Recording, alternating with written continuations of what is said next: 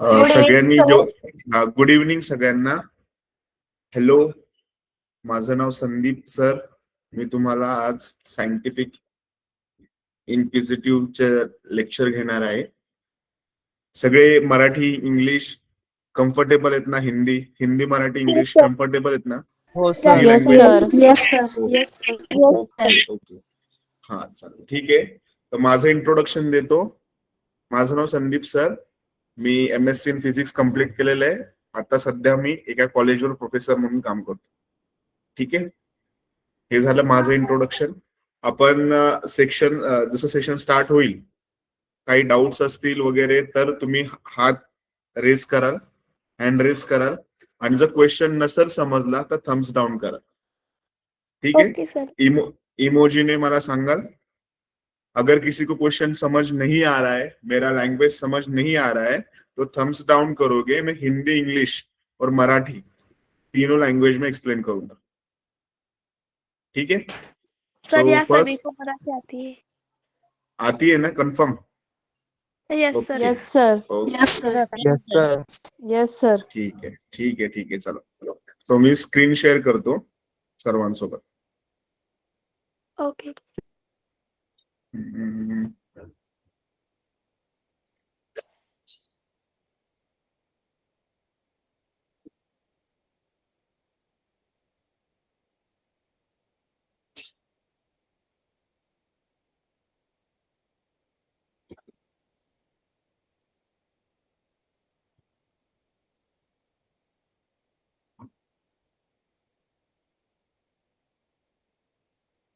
एक मिनिट हा sir.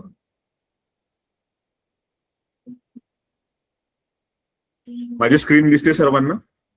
Yes sir. Yes sir. Okay okay okay. आज जो आपला कॉन्सेप्ट आहे तो आहे हायपोथेसिस फॉर्मेशन. आज जो आपला फर्स्ट कॉन्सेप्ट जो आहे तो आहे हायपोथेसिस फॉर्मेशन. सगळ्यांना स्क्रीन दिसते ना माझी? Yes sir. Yes sir. Yes sir. Okay okay.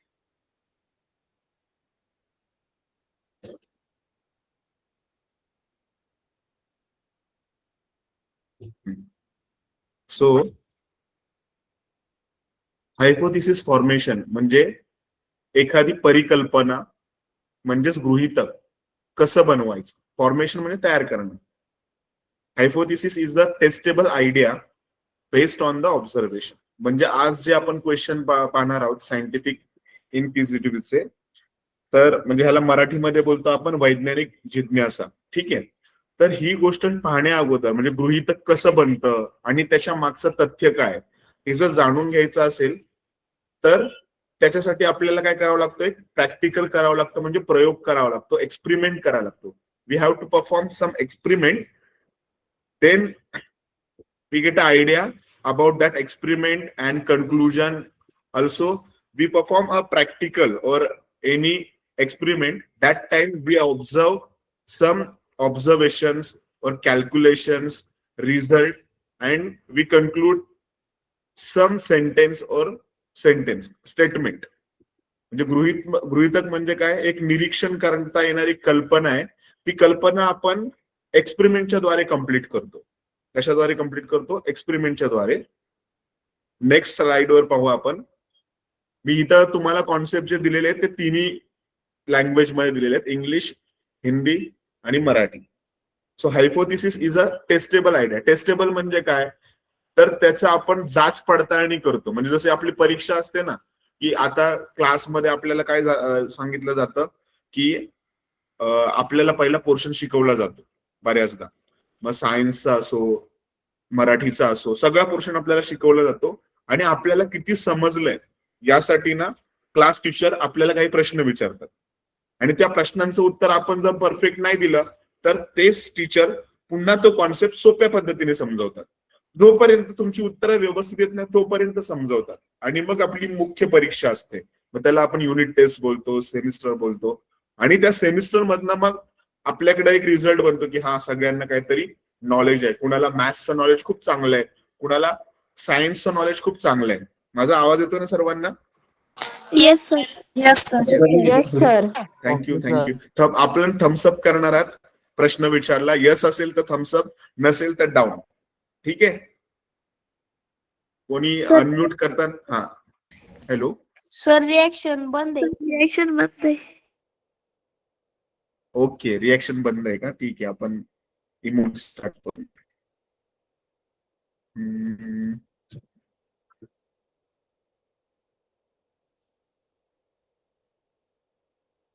ठीक आहे, नंतर पाहू.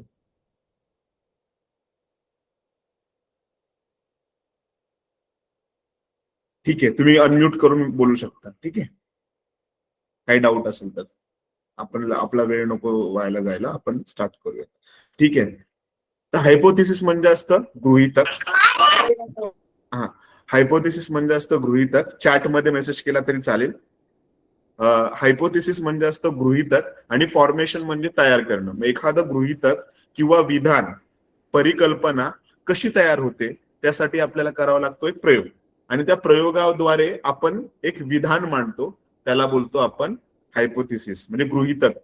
जसं तुम्ही एक गृहीतक शिकला असेल 7वीच्या मुलांनी, आता तुमच्या गणिताच्या पुस्तकात एक गृहीतक असेल की एका त्रिकोणाच्या 2 बाजूंच्या वर्गांची बेरीज. एका त्रिकोणाला जर 2 बाजू आहेत, ट्रायंगलला 2 बाजू आहेत. मी याच्यावर दाखवतो तुम्हाला. हा जर एक त्रिकोण आहे आणि ह्या त्रिकोणाला 3 बाजू असून त्यातल्या 2 बाजूंच्या वर्गांची बेरीज, म्हणजे एक बाजू आहे 3 आणि दुसरी बाजू आहे 4. ह्या दोघांचा वर्ग करायचा, 3चा वर्ग करायचा आणि 4चा वर्ग करायचा. आणि त्या दोघांच्या वर्गांची बेरीज किती येईल बरं? 3चा वर्ग 9 येतो, 4चा वर्ग 16 येतो. 25.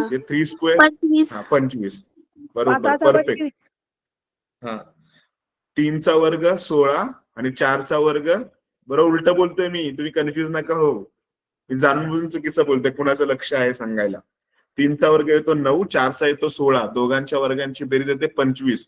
आणि तिसऱ्या बाजूचं माप हा जर 5 असेल आणि त्याचा वर्ग केला तो किती येणार? 25. तर त्याला आपण तर त्याला आपण पायथागोरस थेरम बोलतो. मग हे काय केलं की आपण त्रिकोण काढला आणि मेजरमेंट बघितलं आणि आपल्याला कळतं की अरे हा, तिसरी बाजू जर एवढी आली तर ह्याला आपण पायथागोरसचं थेरम बोलतो, मीन्स सिद्धांत बोलतो. मग तसंच असतं की आपण जेव्हा एखादा प्रयोग करतो, विधान कंप्लीट करतो, ते प्रॅक्टिकलद्वारे ऑब्झर्व करतो, काय चुकलंय का त्याची जाच पडताळणी करतो आणि मग आपण विधान लिहितो. म्हणजे परिकल्पना म्हणजेच गृहीतक हे निरीक्षणावर आधारित येणारी एक कल्पना असते आणि ती तपासून पाहिली जाते. आणि जर तपासलेलं उत्तर सेम असेल, जे तुम्ही विधान लिहिलंय त्या विधानाचा वापर करून जर स्टेप बाय स्टेप म्हणजे पायऱ्यानुसार जर आपण उत्तर सोडवत गेलो आणि येणारं उत्तर जर त्या विधानाशी निगडीत असेल तर त्याला आपण हायपोथेसिस म्हणजेच गृहीतक असं म्हणतो. समजलंय का? समजलं असेल तर Yes, sir. हा, थँक्यू. आपण पुढे जाऊया.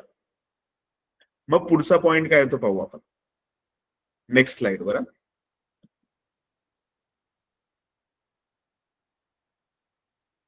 मग हायपोथेसिस का इम्पॉर्टंट आहे बरं? ह्याच्यात काय शिकण्यासारखं आहे? So why hypothesis is important. Hypothesis helps to think scientifically. म्हणजे कोणतंही गृहीतक जर आपण वाचलं ना तर नुसतं वाचून उपयोग नाही होत त्याचा, तर ते सायंटिफिकली करेक्ट आहे का नाही त्याची आयडिया आपल्याला मिळते. बघा, सुरुवातीला आपण, आता मी एक सोपं ऑब्झर्वेशन सांगतो तुम्हाला. सुरुवातीला तुम्ही असं पाहिलं असेल की घराच्या किंवा गाडीला बरेच जण ना एक लिंबू, एक 5-6 मिरच्या आणि खाली बिबुआ, एक डार्क हे असायचा ब्लॅक कलरचा, असं तारेमध्ये बांधून गाडीला लावायचे. आणि आपण काय त्याला समजायचो की भूत भादा वगैरे काय होत नाही म्हणून गाडीला लिंबू मिरची लावायचं. पण त्याच्या पाठीमागे सायंटिफिक रिझन आहे. पूर्वी ज्यावेळेस बैलगाडी वगैरे लोकांकडे होती त्यावेळेस ते असायचं. का असायचं? त्याच्या पाठीमागचा एक वैज्ञानिक विचार आहे, सायंटिफिक थिंकिंग आहे त्याच्या मागे. की दूरवरचा प्रवास असताना एखादा मालक, गाडी चालक वगैरे असेल, त्याला जर थकवा आला, चक्कर वगैरे आली, तर तो लिंबू फोडून त्याचा ज्यूस करून पिऊ शकत होता.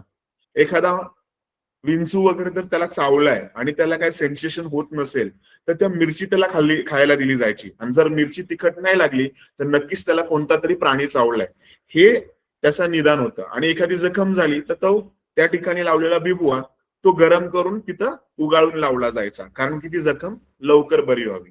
पण आज आपण त्याचा विचार काय करतो, नाही भूतबाधा व्हावी, काय झालं असेल तर ती गोष्ट केली जायची. पण त्याच्या पाठीमागे एक सायंटिफिक विचार होता.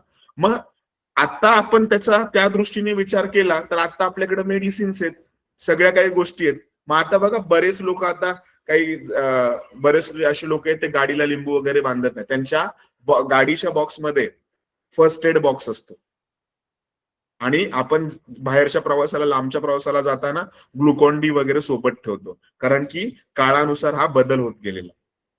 म्हणून हायपोथिसिस का इम्पॉर्टंट आहे बघा, पहिलं ऑब्झर्वेशन पूर्वीचं आणि आत्ताचं ऑब्झर्वेशन ह्याच्यामध्ये फरक दिसतोय आपल्याला. म्हणजे हायपोथिसिस का इम्पॉर्टंट आहे की जो आपल्याला सायंटिफिकली विचार करायला लावतो, थिंकिंग, आपले विचार बदलायला लावतो. म्हणून हायपोथिसिस इम्पॉर्टंट आहे. गृहीतक हे महत्वाचं आहे. समजलंय सगळ्यांना? थम्सअप करावं. कुणाला नसेल समजलं तर पुन्हा मी सांगतो. येस सर, समजलं. ओके, पहिला टॉपिक मी एक्सप्लेन करतोय आणि नंतर तुम्हाला हायपोथिसिस कसं ओळखायचं ह्याच्यासाठी एक नवीन क्वेश्चन आणि जे आपल्या एक्झाम्सला येणार आहेत त्यातले काही क्वेश्चन्स, असे आपण 2 प्रकारचे क्वेश्चन्स पाहणार आहोत. ठीक आहे? Okay, thank you. मला समजलंय. स्टॉप केलं तरी चालेल. आपण पुढच्या शीटवर जाऊया, स्लाइडवर जाऊया.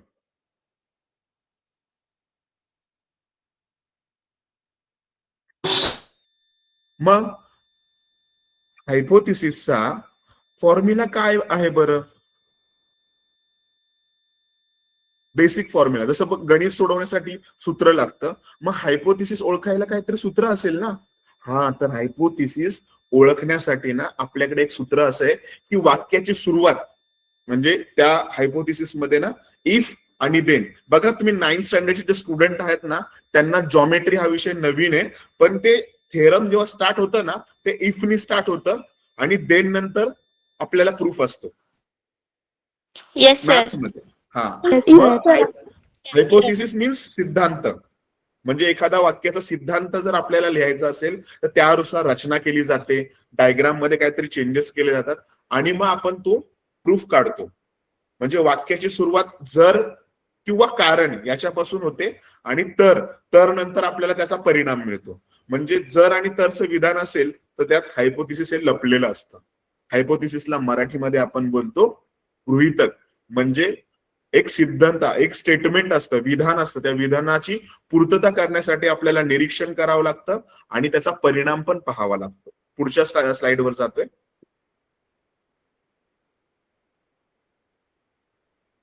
मग याचं एक एक्झाम्पल पाहूया आपण.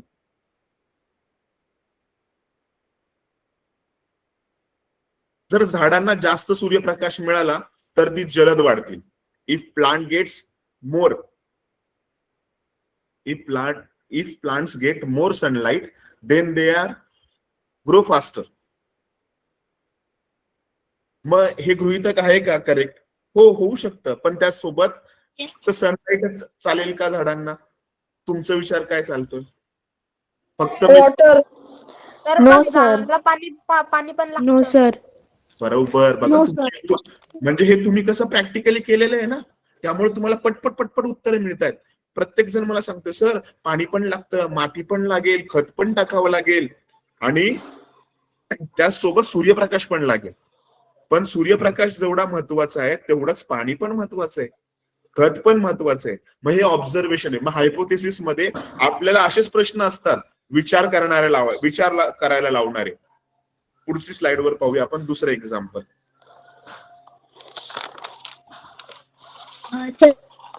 हा, म्हणजे मला एक्झाम्पल मध्ये कळलं नाही हे नेमकं हायपोथिसिस आहे की नाही. आता 1 मिनिट, हा सांगतो मी. थोडासा तो प्रश्न आहे ना फसवा आहे. 2 प्रकारचे प्रश्न असतात, मी एक्सप्लेन करतो. 1 मिनिट. मागच्या स्लाइडवर येतोय. हे एक्झाम्पल होतं, बरोबर? Yes yes sir. सर. बरोबर. आता इथे प्रश्नाची सुरुवात हे हायपोथिसिस आहे का आहे, तर बेसिक कॉन्सेप्ट आपण शिकलोय याच्या पूर्वीचा एक, की हायपोथिसिस ओळखायचं असेल तर बघा, याच्या अगोदर आपण असं पाहिलं होतं, बेसिक फॉर्म्युला दिसतोय का तुम्हाला? बेसिक फॉर्म्युला, वाक्याची हो. सुरुवात Yes, इफ sir. आणि देन, येस इफ आणि देनने असते. सेंटेन्स जे स्टार्ट होतं ना, जर आणि तरच्या भाषेमध्ये असतं, किंवा कारण पण असतं. जरच्या जागी कारण किंवा तर असं पण वाक्यात, कारण आणि ह्याचा परिणाम, मी असं केलं कारण त्याच्यामुळे मला ते मिळणार होतं. म्हणजे जर मी अभ्यास नाही केला तर मी नापासच होणार आहे. परिणाम काय झाला? नापास. जर अभ्यास केला तर. मग ह्या वाक्याची सुरुवात होते. तर दुसरं एक्झाम्पल, आता आपण हे एक्झाम्पल वर येऊया, की इथे सेंटेन्स असं होतं, if plant gets sunlight then they grow faster. आता हे वाक्याची सोपं एक्झाम्पल आहे. If plant gets more sunlight, जर झाडांना जास्त सनलाइट म्हणजे सूर्यप्रकाश मिळाला तर ते वाढतील. फक्त इथं एकच, सूर्यप्रकाश आणि झाड एवढीच गोष्ट दिलेली आहे. हे उत्तर बरोबर आहे. मग हे एक्झाम्पल जे आहे ते हायपोथिसिस आहे. ठीक आहे. आणि ह्याच्यात जे प्रश्न असतात ना, ऑप्शन, त्याच्यावरनं आपल्याला करेक्ट हायपोथिसिस आहे का नाही ते ओळखायचंय. ठीक आहे. Yes sir. Yes sir. Yes sir. वाक्याची सुरुवात इफ नी होती आणि मधलं सेंटेन्स जे जोडलंय ते देनने सोडलंय. आणि रिझल्ट काय मिळालाय? Grow faster. सनलाइट मिळाला तरच. आता मग मी झाडाला पाणी टाकलं, माती टाकली, खत टाकलं, पण त्या झाडाला मी अंधाऱ्या खोलीत ठेवलं, झाड वाढेल का? नाहीच वाढणार, कोमेजून जाईल. कारण की त्याला अन्न बनवण्यासाठी कशाची गरज आहे? सूर्यप्रकाशाची गरज आहे. मग आपल्याला बाकीच्या गोष्टी सांगितल्यात का? माती टाका, पाणी टाका, असं काय दिलेलं नाही. फक्त एकच गोष्ट सांगितलेली. म्हणून ही हायपोथिसिस आहे. फक्त इथं एकाच गोष्टीची तुलना केलेली आहे. समजलंय? Yes sir. Yes sir. Okay. Next point वर जाऊ आपण. मग आता याच्या पुढचा, हे गुड हायपोथिसिस होतं. नेक्स्ट आहे बॅड हायपोथिसिस, जे की तपासताच येत नाही, चुकीचं असतं, प्रश्न चुकीचा असतो. मग बॅड हायपोथिसिस पण आपल्याला प्रश्न येतो, पण हा प्रश्न परीक्षेला विचारला जात नाही मोस्टली. पण जरी विचारला की त्याची पडताळणी करता येत नाही. हायपोथिसिस म्हटलं ना की असं गृहीतक त्याची पडताळणी केली आणि तेच उत्तर आलं तर ते गुड हायपोथिसिस. आणि ज्याची पडताळणीच करता येत नाही त्याला बोलतो आपण बॅड हायपोथिसिस. म्हणजे परत गोष्ट तपासून पाहता येत नाही, उत्तर चुकीचं येतं, तर त्याला बॅड हायपोथिसिस बोलतो. तो परफेक्ट हायपोथिसिस नाही, योग्य सिद्धांत नाही, तो अयोग्य सिद्धांत आहे. मग ऑब्झर्वेशन टू हायपोथिसिस काय करतो आपण? ऑब्झर्वेशन टू हायपोथिसिस म्हणजे निरीक्षणापासूनच गृहीतक तयार होतं. म्हणजे आता सोपं उदाहरण सांगतो, की समजा तुम्हाला चहा बनवायला शिकायचंय, तर आपल्याला कोण सांगत नाही की चहा कसा बनवायचा आहे, पण आपल्याला बनवायचा आहे, पण कोणी सांगितलेलं नाही. तर आपण काय करतो, घरामध्ये आई चहा बनवत असताना पाहतो की पाणी किती घेतलंय, पाहिलंय आपण, आपल्याला स्वतःला बनवायचंय आई नसताना.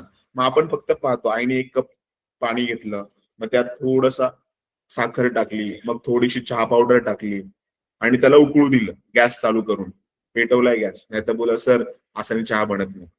तर छोटस असं ही सगळी गोष्ट ठेवली. चहाला उकळी आल्यानंतर त्यात थोडंसं दूध टाकलं आणि चवीनुसार, म्हणजे तुम्हाला साखर किती पाहिजे त्यात तुम्ही ऍडजस्ट केलं, 1 चमचा किंवा 2 चमचे. आणि जर मला पहिल्यांदाच बनवताना तर माझ्याकडून खूप वेळा काय होईल, जास्त साखर बनेल. म्हणजे निरीक्षण करून मग मी सांगितलं कोणाला, अरे चहा बनवताना एवढं 1 कप मध्ये एवढं टाकलं पाहिजे, सामान एवढं टाकलं पाहिजे. मग हे तुम्ही काय केलं, हा तुमचा सिद्धांत चहाच्या बाबतीत तुम्ही कुणाला तरी पाहिलं होतं ते करताना, आणि निरीक्षणापासून तुम्ही काय बनवलंय, चहा कसं बनवायचं ह्याची सामग्री लिहिली. हे छोटस दैनंदिन जीवनातलं उदाहरण मी सांगितलं. आपले प्रश्न थोडेसे वेगळे असणार. समजलंय का? ऑब्झर्वेशन टू हायपोथिसिस, निरीक्षणातूनच हायपोथिसिस तयार होतं, म्हणजे गृहीतक तयार होतं. नेक्स्ट आहे, जेव्हा आपण प्रश्नाबद्दल विचार करतो. आता आपण मुख्य पातळीवर येऊया, कारण की आपल्याला प्रश्न असेच सोडवायचे, बरोबर ना? तर ही स्लाइड जी आहे ना ती तुमच्या समोर आहे. ह्यात तुमचे विचार कसे असले पाहिजे. इंग्लिशमध्ये सांगितलंय ऑब्झर्व, पहिल्यांदा निरीक्षण करा. जे तुम्ही निरीक्षण करताय त्याच्याबद्दल विचार करा. ते विचार बरोबर निरीक्षणाशी जुळतायत का, आणि तुमचं निरीक्षण आणि विचार हे एकमेकांशी जुळत असतील तर मग तुम्ही ते शब्दांमध्ये लिहू शकता. समजतंय का सर्वांना? Yes sir. नक्कीच. मग ह्याचा सोपा ओके, चालेल चालेल, मला समजलंय. थँक्यू. आता कोणी अनम्यूट करून बोलू नका, आपण पुढे जाऊया. थँक्यू. मुकुंद देसले, चित्रा तांबोळी, थँक्यू. आता आपण टॉपिककडे जाऊया. समजलंय मला? मी सगळ्यांची नावं घेत बसलो तर आपले 45 जण आपण सगळेजण बसलोय तर आपण त्याच्यातच वेळ घालूया. आपण पुढे जाऊया. थँक्यू. पुढे प्रश्नाकडे जाऊया. तर सोपा अर्थ काय? गृहीतक म्हणजे तुम्ही केलेल्या निरीक्षणावर आधारित एक शैक्षणिक अंदाज लावायचा, एज्युकेशनल गेस किंवा तात्पुरते स्पष्टीकरण देणे होय. आणि जो तुमचा उद्देश आहे की तुम्ही हे निरीक्षण का केलं किंवा हा प्रयोग का केला, याची जर तुम्हाला पूर्तता करण्यासाठी तुम्ही वेगवेगळ्या तपासण्या केल्या किंवा वेगवेगळे एक्सपेरिमेंट केला आणि ऑब्झर्वेशन केलं तर तुमचा प्रयोग सिद्ध झाला आणि त्याच्यानुसार तुम्ही उदाहरण किंवा वाक्य लिहिलं. इथे एक शेवटचा एक वाक्य आहे बघा. याचं उदाहरण जर आपल्याला विचार करायचा असेल, समजा जर आपण सूर्यफुलाचं रोपटं असलेली एक कुंडीची जागा बदलली, म्हणजे थोडीशी खिडकीच्या जवळ होती कुंडी, ती जराशी खिडकीपासून लांब ठेवली किंवा त्याचा कोणच बदलला, दिशाच बदलली, तर सूर्यफूल सगळ्यांनी पाहिलं असेल बऱ्याच लोकांनी.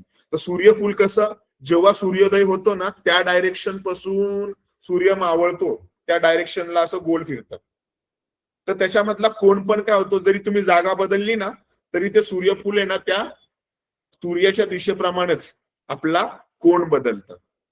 हे तुम्ही प्रॅक्टिकली जर करून पाहिलं तर तुम्ही सांगू शकता की हे गृहीतक आहे की सूर्योदय झाल्यानंतर ज्या डायरेक्शन मध्ये सूर्य पुढे पुढे सरकतो त्याच डायरेक्शन मध्ये सूर्यफूल सुद्धा काय होतं, पुढे पुढे सरकतं.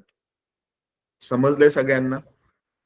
हो Yes, सर. yes. आता Yes, sir. हा, म्हणजे आता मी ह्यात तुम्हाला थोडक्यात सांगतोय, ही गोष्ट थोडक्यात सांगतोय की जेव्हा कधी आपण हायपोथिसिस पाहतो तर सुरुवातीला म्हणजे लिहायचं असेल आपल्याला हे हायपोथिसिस करेक्ट आहे का, एखादं गृहीतक जे आहे म्हणजे निरीक्षण किंवा परिकल्पना ही बरोबर आहे का, तर पहिला आपण ऑब्झर्व करतो म्हणजे निरीक्षण करतो, त्याच्यावर विचार करतो आणि मग ती परिकल्पना तुमच्या शब्दात मांडतो. आणि तुम्ही मांडलेली परिकल्पना ही बरोबर आहे का नाही तर त्यासाठी तुम्ही जर आणि तर ह्या वाक्यांची जोड लावता आणि ते वाक्य लिहिलेलं आहे त्याचं ऑब्झर्वेशन तुमच्या व्यतिरिक्त दुसऱ्या एखाद्या व्यक्तीने केलं. तुम्ही लिहिलेला हायपोथिसिस त्याचा अभ्यास दुसऱ्या व्यक्तीने केला आणि त्याला पण तोच परिणाम मिळाला जो तुम्हाला मिळाला होता. त्यालाच बोलतो आपण सायंटिफिक हायपोथिसिस. वैज्ञानिक हायपोथिसिस म्हणजे काय, तुम्ही जे विचार मांडले होते ते वैज्ञानिक दृष्ट्या बरोबर होते, त्याची सांगड बरोबर आहे का नाही ते पाहण्यासाठी तुम्ही प्रयोग देखील केला, निरीक्षण पण केलं.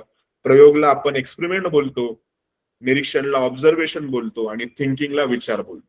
तर आपण नवीन क्वेश्चन मी स्टार्ट करतोय. मी आता प्रेझेंटेशन थांबवतोय. आता जे क्वेश्चन असणार आहे ते आपले इंग्लिशमध्ये असणार आहे. ठीक आहे? प्रश्न नाही समजला तर मी मराठीत सांगेल. तुम्हाला सोपी भाषा मराठीत तुमच्या रिजनल लँग्वेज मध्ये समजतं म्हणून मी तुम्हाला त्या गोष्टीमध्ये समजवलं होतं. आता माझे प्रश्न स्टार्ट होतील. मी स्लाइड शेअर करतोय तुमच्यासोबत.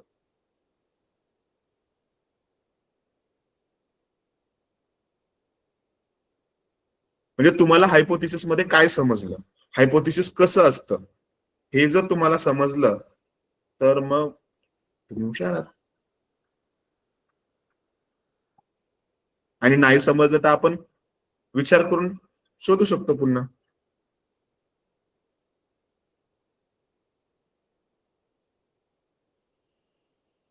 सर स्क्रीन आहे ना एकदम सारी. आता दिसते स्क्रीन? हो सर. Yes sir. दिसते सर स्क्रीन. अजून मोठी, अजून मोठं दिसतंय? आता दिसतंय परफेक्ट? छोटं करू? Yes sir. Perfect. Yes sir. Okay. आता सगळ्यांनी येस सर नो सर जरा थांबवा. मी ज्याला प्रश्न विचारेन तोच मला उत्तर देईल. ठीक आहे? चुकलं उत्तर काही हरकत नाही, आपण सरावच करतोय. सरावात तर चुका होतातच, पण आपल्याला परीक्षेत चुकायचं नाही. ठीक आहे. तर पहिला प्रश्न आहे, what is a hypothesis? Hypothesis म्हणजे काय? तर बघा, ज्याला उत्तर माहिती आहे तो चॅट बॉक्स मध्ये फक्त आन्सर देईल. चॅट आणि चुकलं उत्तर हँड रेस केलाय त्यांचे नाव घ्या ना. ओके Sir, ओके chat- चालेल. चॅट बॉक्स मध्ये नको सर, आन्सर लीक होऊन जातं. ठीक आहे चालेल. मी नाव ज्यांनी हँड रेस केलाय ना त्यांना मी विचारतो. आपण तुमच्या पद्धतीने घेऊ, पण घाई करू नका, विचार करा. 2 मिनिटं सगळ्यांनी उत्तर दिलेत. कोणी बी उत्तर दिलंय, कोणी डी उत्तर दिलंय. Very good. आता आपण थांबूयात जरा, चॅट बॉक्सचे आन्सर थांबूयात, आपण प्रश्नाकडे येऊया. What is a hypothesis? Hypothesis म्हणजे गृहीतक म्हणजे काय? पहिलं उत्तर आहे म्हणजे ए ऑप्शनचा अर्थ समजून घ्या मग उत्तर द्या. म्हणजे आता तुमची उत्तरं बदलतील पटकन पटकन. मला माहितीये तुम्ही पटकन काहीतरी उत्तर देऊन मोकळे होतात. एखादं चुकलं, आपण 45 जण, कोणतरी एक उत्तर देईल ए, दुसरा देईल बी, नंतर नेक्स्ट कोणतरी देईल सी, आणि नंतर कोणतरी देईल डी. मग कुठलं तरी एक बरोबरच असेल ना? तर तसं न करता आपण विचारांची सांगड घालूया.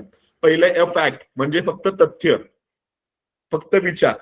दुसरं सांगितलंय testable idea based on the observation. आणि तिसरं उत्तर आहे गेस विदाउट रिझन. काही न विचार न करता अंदाज लावायचा, गेस करायचं. आणि शेवटचं उत्तर आहे रिझल्ट. रिझल्ट म्हणजे हायपोथेसिस असू शकतं का? आताच तर आपण पाहिलं होतं की टेस्टेबल आयडिया आणि बेस्ड ऑन द ऑब्झर्वेशन हे परफेक्ट उत्तर आहे. फॅक्ट म्हणजे फक्त विचार, फक्त विचार नसतो. तर उत्तर आहे बी.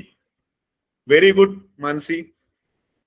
सगळ्यांनी सगळ्यांचं मी आता चॅट बॉक्स ओपन करून पाहत नाही, पण ज्या लोकांनी बी उत्तर दिलंय त्या सगळ्यांसाठी मी क्लॅप करतो. व्हेरी गुड, खूप छान उत्तर. आपलं करेक्ट आन्सर आहे testable idea based on observation. याचा अर्थ असा आहे की अशी आयडिया की जी आपण तपासून पाहू शकतो. कशाच्या आधारावर? निरीक्षणाच्या आधारावर.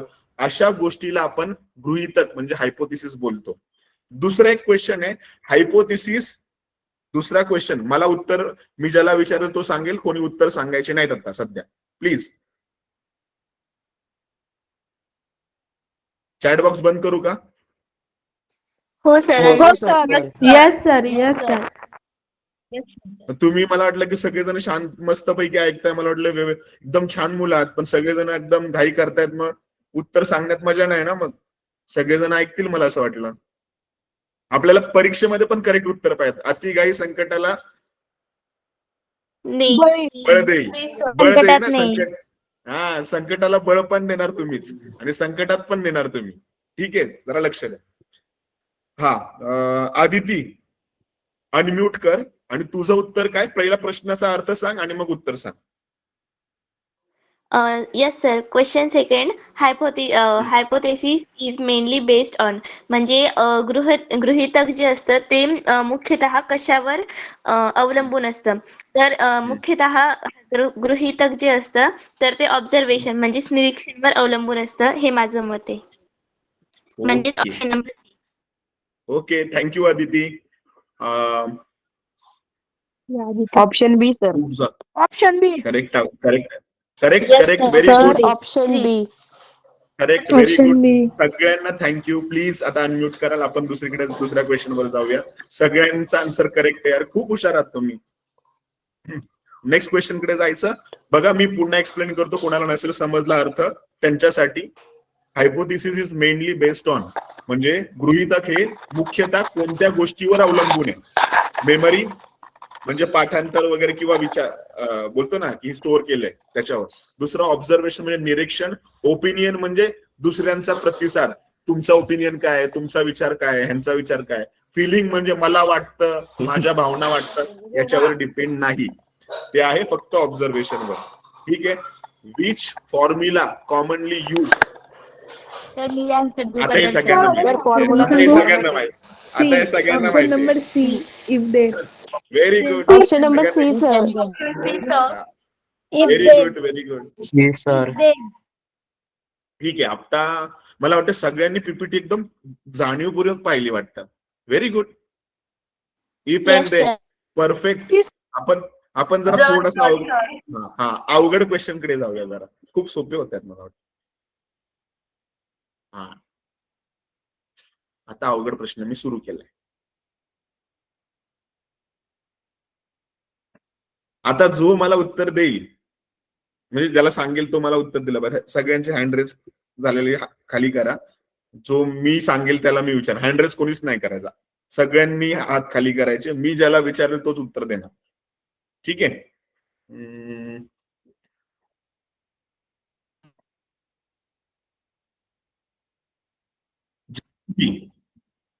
जागृती पाटील, अनम्यूट कर आणि सांग. सर याचा आन्सर आहे C, option number C. Option number C. Okay. का रे बाळा? सर म्हणजे तिथे विचारले गेलंय ना, which is a good hypothesis. म्हणजे तुम्हाला कोणते तुम्ही कोणते गृहितक निवडाल? नाही, प्रश्न विच म्हणजे काय असतं? कोणतं? विच म्हणजे कोणतं? गुड म्हणजे काय? चांगला. हायपोथिसिस म्हणजे काय? गृहितक. यातला चांगला गृहितक. हा. मग पहिला उत्तर sir I like plants. I like plants हा ऑप्शन आहे का जागृती तुझं? Yes sir. ओके, थँक्यू जागृती. मी दुसरं कोणाला तरी विचारतोय. एक मिनिट. हात कोणीच वरती करायचे नाहीत. Kajal Koli. Sir option number C. Option number C. का तुझ्या मते ऑप्शन नंबर सी असेल बेटा? चुकलं तर चुकलं, हरकत नाही. सर कारण ते चांगलं आहे, कारण ना सूर्यप्रकाशामुळे ना प्लांट ग्रो करू शकतात. ओके, मग बाकीचे का नाहीत बेटा?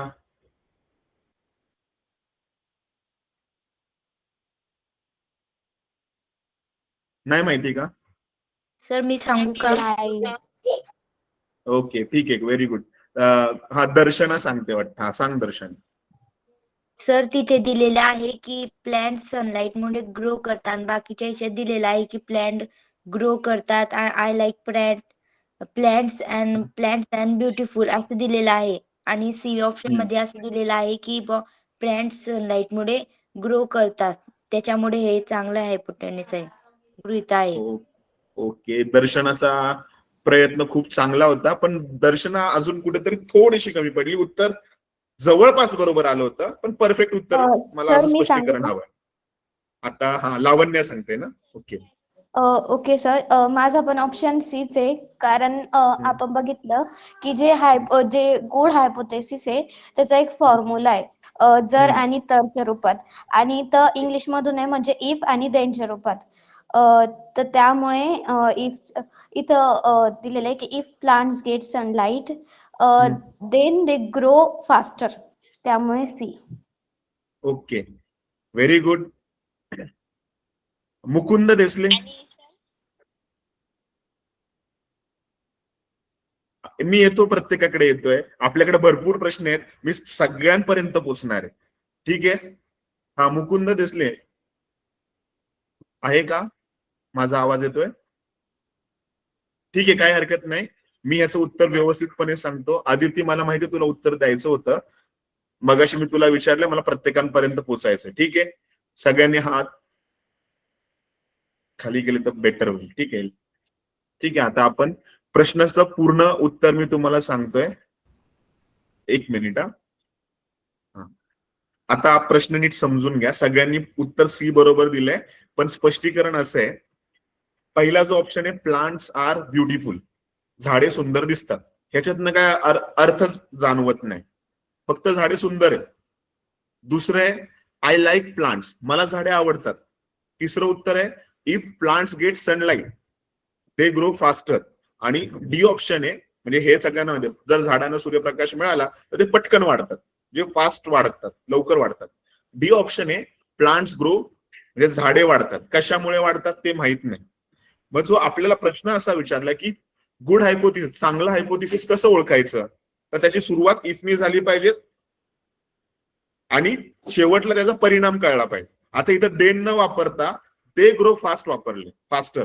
जर त्यांना प्रकाश मिळाला तर डायरेक्ट रिझल्टच सांगितलाय, देन वगैरे काय वर्ड वापरलेला नाही. म्हणजे हा फसवा प्रश्न जरी असला आणि बाकीचे जे 3 पर्याय आहेत ए, बी आणि डी, ह्याच्यामध्ये आपल्याला अर्धवट माहिती मिळते, त्याची पडताळणीच करू शकत नाही.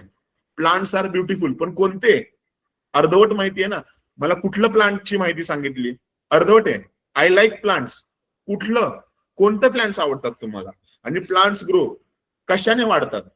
म्हणजे अर्थ पूर्ण नाहीये, पण ती वाक्यामध्ये पूर्ण अर्थ आहे. आणि हायपोथिसिस म्हणजे असं गृहीतक, त्याची जाच पडताळणी आपण करू शकतो, टेस्टेबल येतो. आता नेक्स्ट प्रश्न मी विचारतोय, जागृती. हा, Jagruti. Yes sir, thank you. Sir, आपल्याला क्वेश्चन दिलेला आहे, हायपोथेसिस मस्ट बी, म्हणजे गृहीतक धरणे आवश्यक आहे. सर, तर याचा आन्सर आहे टेस्टेबल, म्हणजे चाचणी करणे. मला असं वाटतं की आपण गृहीत धरणे आवश्यक आहे, कारण चाचणी करणे म्हणजेच याला आपण आवश्यक आहे असं म्हणू शकतो. ओके. अपूर्वा आव्हाड, तुझं उत्तर काय याच्याबद्दल? सर, माझं पण सीच आहे, टेस्टेबल, कारण की तपासणी करणे. आता बाकीच्या मध्ये इमोशनल, लॉंग, फनी, याच्यामध्ये एवढं काही मेन नाहीये. So option number C. Correct आहे. लावण्य, मी तुला नेक्स्ट प्रश्न विचारतोय. नाही, प्रेरणाला विचारू आपण. प्रेरणा कोण मगाशपासून हात वरती करू नये. 6वा प्रश्न, प्रेरणा तुझ्याकडे. सर, मला 5 सांगायचं होतं.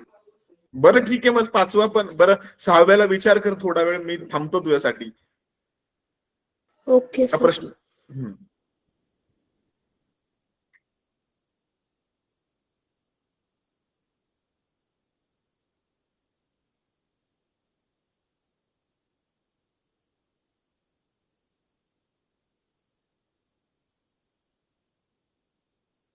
Which is not a hypothesis.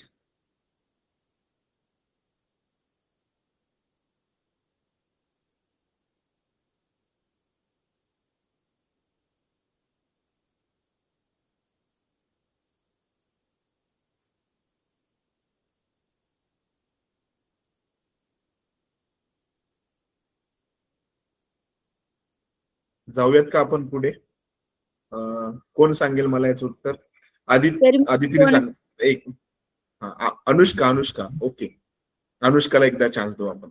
हा, अनुष्का. सर, प्रश्न असा आहे की which is not a hypothesis, म्हणजे मराठीत खालीलपैकी कोणतं? कोणती गृहीतक नाही. तर मला त्याचा आन्सर सी वाटतंय सर. का बेटा? यस सर, सी आहे. मला कारण पण सांगा की. मला माहिती तुम्ही खूप हुशार आहेत. कारण काय? Sir, me feel happy today, कारण हे बाकीचे पॉइंट जे आहेत ते त्याच्या याच्यात नाहीये, आणि आय फील हॅपी हे त्याच्यात आहे म्हणून. ठीक आहे. मी आता एक मिनिट. हरिओमला विचारू. हरिओम विश्वकर्मा. यस सर, याचं उत्तर सी आहे. का पण?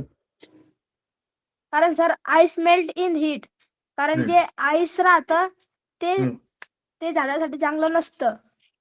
अ शुगर डिझॉल्व्ड इन वॉटर, ते साखरचं पाणी ते आपण झाडाला टाकलं तर त्याच्यावर मुंगे चढतील. आणि आय फील टुडे हॅप्पी, तर झाड चांगलं असलं तर ते वाढ पण शकतं. आणि प्लांट ग्रो विथ वॉटर. एक मिनिट. हरिओम. हा, हरिओम. आपला झाडाचा विषय संपलाय आता.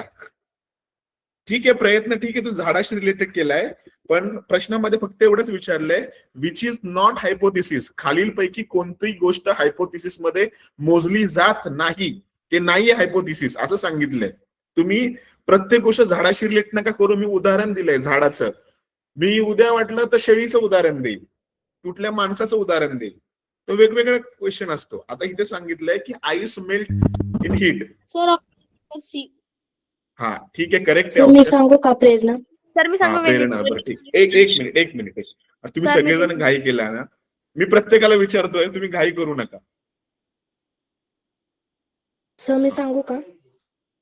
हा, प्रेरणाला मी सांगू देत. नेक्स्ट प्रश्न मी तुला विचारतो. ठीक आहे, सर प्रेरणा सांगतेस ना? हा सर, कोणते गृहक नाही असा प्रश्न आहे. तर ए, बी आणि डी हे गृहतक आहे आणि सी हा गृहतक नाही, म्हणून सी हा ऑप्शन येईल. का पण? मी सांगू का? कारण सर तिथे प्रश्न विचारलाय कोणते गृहतक नाही. तर ए, बी आणि डी हे गृहतक आहेत आणि सी हा गृहतक नाही, म्हणून सी. सर मी सांगू.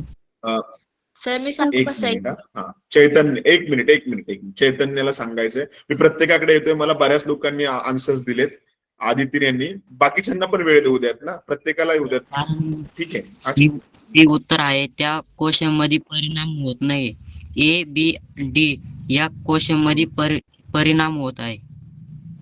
बघा, त्याचं प्रत्येकाचं, म्हणून मी तुम्हाला काय बोलतोय. हा, व्हेरी गुड चैतन्य. सगळ्यांनी हात डाऊन करा. हँड रेस केलेले असतील तर लोअर करा. मी प्रश्नाचं उत्तराचं एक्सप्लेनेशन देतोय. चैतन्याचं ऑब्झर्वेशन बघा किती व्यवस्थित आहे. चैतन्य काय म्हणतोय की पहिला option, ice melt in heat.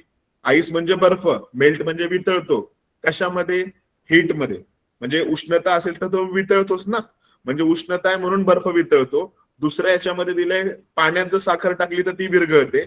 आणि डी ऑप्शन मध्ये सांगितलंय की प्लांट्स ग्रो विथ वॉटर. म्हणजे झाडांना पाणी दिलं तर ते वाढतात. म्हणजे आणि सी ऑप्शन मध्ये काय सांगितलं? I feel happy today.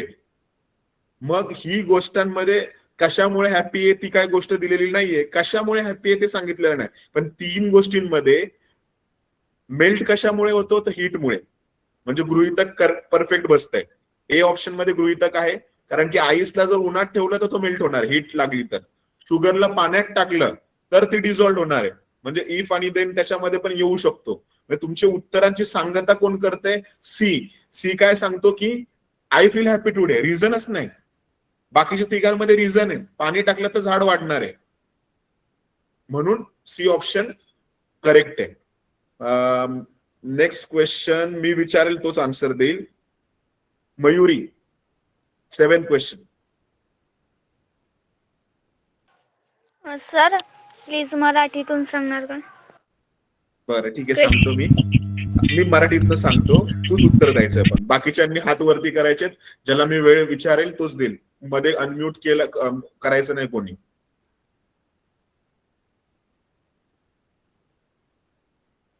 ठीक आहे, 1 मिनिट. प्रश्न वाचतोय मी. थोडस स्क्रीन वरती घेतोय. ठीक आहे. Hypothesis come after result. म्हणजे हायपोथेसिस कम्स आफ्टर, च्या नंतर येतो. रिझल्ट द्वारे येतो, एक्सपेरिमेंट द्वारे येतो, ऑब्झर्वेशन. रिझल्ट म्हणजे परिणाम, एक्सपेरिमेंट म्हणजे प्रयोगातून. सी ऑप्शन आहे ऑब्झर्वेशन म्हणजे निरीक्षणातून, आणि कन्क्लुजन म्हणजे निष्कर्ष. म्हणजे हा हायपोथेसिस आहे हे आपल्याला कसं कळतं? रिझल्टद्वारे, ऑब्झर्वेशनद्वारे, एक्सपेरिमेंटद्वारे का कन्क्लुजनद्वारे? तर मला ह्याचं उत्तर मयुरी तू सांगणार होतीस. सर मला वाटतं की सी ऑब्झर्वेशन. ओके, लॉक करायचा फायनल. मी आता नेक्स्ट क्वेश्चन, हाच प्रश्न दर्शनाला विचारतो. दर्शना. सर मला बी वाटतंय. बी. का बी बेटा? सर तुम्ही सांगितलं होतं की आपण एक्सपेरिमेंट केला तर आपल्याला समजतं हायपोसे ते. बरं ठीक आहे. जेव्हा शिकवत होते पीडीएफ तेव्हा सांगितलं. बरं ठीक आहे. आता आपण पुढे जाऊया. चैतन्य, तुला काय वाटतंय? तर मी सांगू का? सर मी कारण पहिलाच बोललोय. आपण चांगलं निरीक्षण केलं तर आपल्याला हायपोथेसिस म्हणजे काय समजते. आणि चांगलं पहिला निरीक्षण, रिझल्ट आणि एक्सपेरिमेंट आणि कन्क्लुजन काय ना? कारण आपल्याला ते प्रयोग केल्यामुळे समजत नाही, कारण त्याला निरीक्षणाची गरज असते. बरोबर. चैतन्याचं उत्तर बरोबर आहे. मी ह्याचं एक्सप्लेनेशन देतो. एक मिनिट. सर, मी सगळ्यांनी सांगू का? सांगितलं. एक मिनिट, मी एक्सप्लेनेशन देतो. मी अजून तुम्हाला बरेचसे प्रश्न विचारणार आहे आणि सोल्युशनला पण देणार आहे. थोडं आपण वेळेचा भान लक्षात ठेवून थोडं पटकन जाऊया, कारण की अजून मला 2 PDF घ्यायच्या तुमच्याकडून सोडवून. थोडंसं आपण लवकर जा. भरपूर प्रश्न आहेत आपल्याकडे. 7व्या प्रश्नाचं उत्तर आहे की हायपोथेसिस कम्स आफ्टर. हे कशाद्वारे येतं? रिझल्ट म्हणजे परिणाम नेहमीच बरोबर येईल ह्याची शाश्वती नसते. कधी कधी प्रयोग चुकू शकतो. एक्सपेरिमेंट करताय पण तो मध्ये फसू शकतो. कन्क्लुजन, कुठलाही निष्कर्ष तुम्ही काढताय त्यासाठी ऑब्झर्वेशन महत्वाचं आहे. जर ऑब्झर्वेशन नसेल केलं तर तुम्ही कन्क्लुजन लिहू नाही शकत. म्हणजे कुठलाही परिणामाचं उत्तर लिहिण्यासाठी तुम्ही सांगता हे याच्यात असं टाकायचं, म्हणजे तुमचं ऑब्झर्वेशन होतं. हायपोथेसिस ऑब्झर्वेशन नंतरच येतं. नेक्स्ट मला वाटतंय की नेक्स्ट प्रश्न मला आन्सर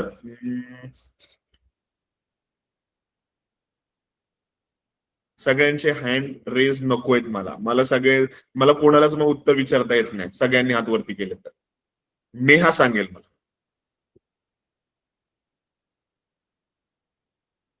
हा नेहा.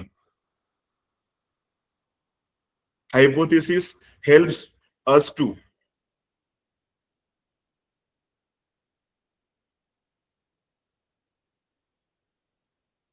नेहा. ठीक आहे नेहा, आय थिंक नेहाला माझा आवाज ऐकू येत नाही. हा कार्तिक सांगेल.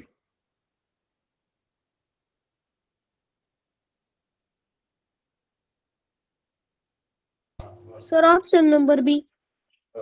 ऑप्शन नंबर बी. ओके, का रे बेटा?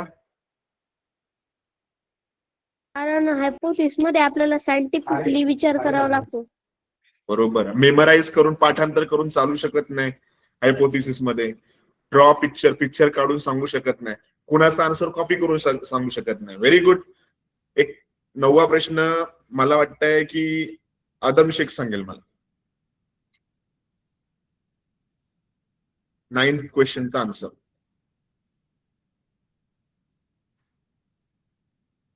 Yes sir. क्वेश्चन न्यूज का? हा, 9th क्वेश्चनचा आन्सर सांगायचं तुला. Sir answer B. Answer B. Question समजवशील का मला? काय तुझ्या मते उत्तर का तू असं दिलंस त्याचं उत्तर पण मला हवंय तुझ्याकडून, आणि प्रश्न पण समजव मला. तुला काय समजतं त्यातून? Which statement is testable? Which statement is testable?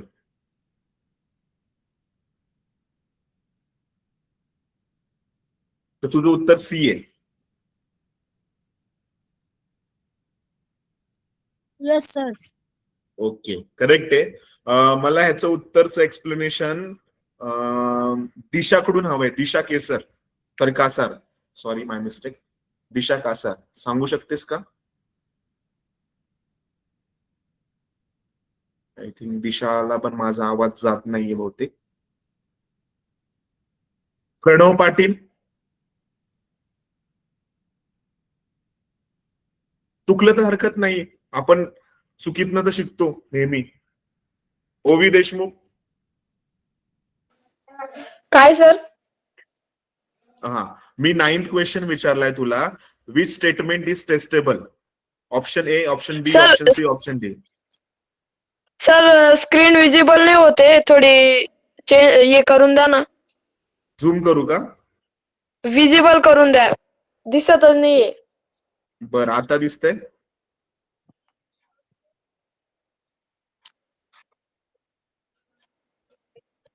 आता दिसतंय का? सर स्क्रीन दिसते आम्हाला. त्याची काही प्रॉब्लेम असेल.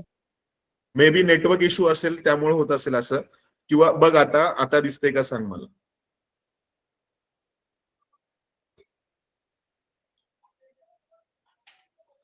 Sir D. डी. ओके, का रे प्रणव? सर हे तर अंदाज पंच सांगितलेलं आहे, त्याचं सायंटिफिक रिझल्ट माहिती नाही सर. बरं, मग नीट प्रश्न वाच ना तू. 4 उत्तर वाचली का? विच स्टेटमेंट इज टेस्टेबल, ह्याचा अर्थ कळालाय का तुला? का मी सांगू? सर कळालेलं आहे. हा, मग काय अर्थ सांग बरं तू. प्रश्नाचा अर्थ काय? कोणतं वाक्य त्याच्यासाठी योग्य आहे? नाही, बरोबर नाही. थोडासा विचार कर बरं. तू करू शकतोस. थोडासा उत्तराजवळ पोहोचलाय, पण एवढं परफेक्ट उत्तर नाही. अपूर्ण आहे काहीतरी त्याच्यात. आदिती सांग बरं. आदितीचं उत्तर ऐकशील प्रणव पूर्ण. Yes sir. Yes sir. Question 9. Which statement is testable, म्हणजे कोणतं असं वाक्य आहे जे की टेस्ट केलेलं आहे.